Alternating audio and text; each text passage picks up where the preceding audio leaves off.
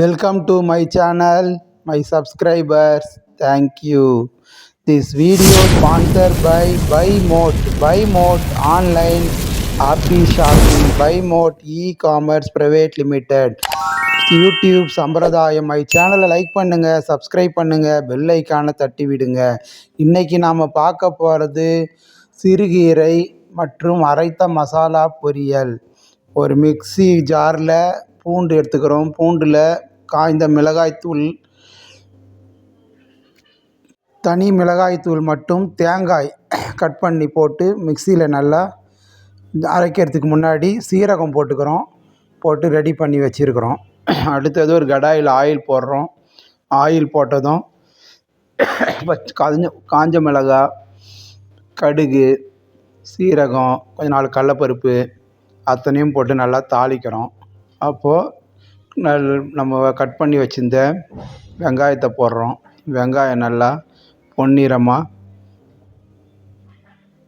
வதக்கிறோம். பொன்னிறமாக வதந்ததும்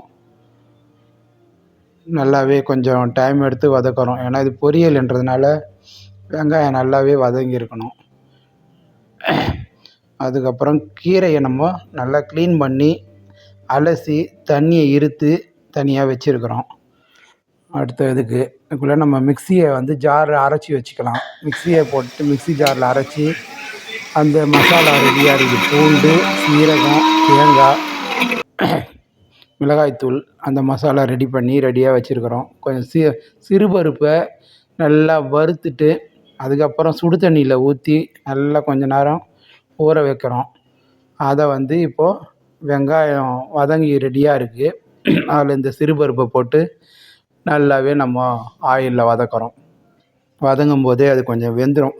ஆல்ரெடி நல்லா ஊறி இருக்குது. ஏற்கனவே ராவாக வறுத்துருக்குறோம். அதனால் கொஞ்சம் வாசமாகவும் இருக்குது. நல்லாவும் ஒரு அரை வேக்காடாக இருந்தது. இப்போ முழுசாக வேக ஆரம்பிச்சிடுது.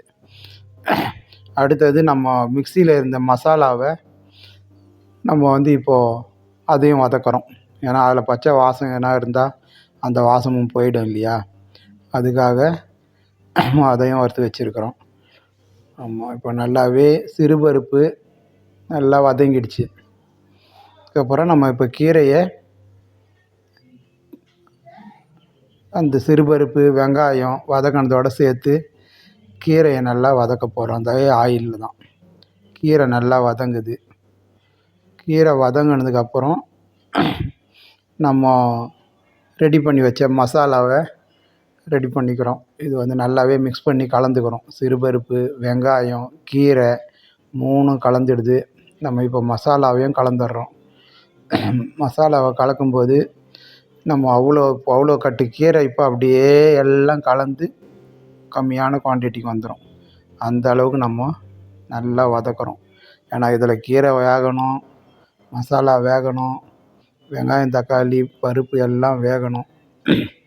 அதனால் நல்லா போட்டுட்டு கொஞ்சம் அப்படியே நல்லா ஃபுல்லாக நல்லா வெந்துடுச்சு. வெந்த கீரையை நம்ம விரும்பி சாப்பிட்றோம். அனைவரும் கீரை சாப்பிட்ணும், ஆரோக்கியமாக இருக்கணும். அடுத்த வீடியோவில் சந்திப்போம்.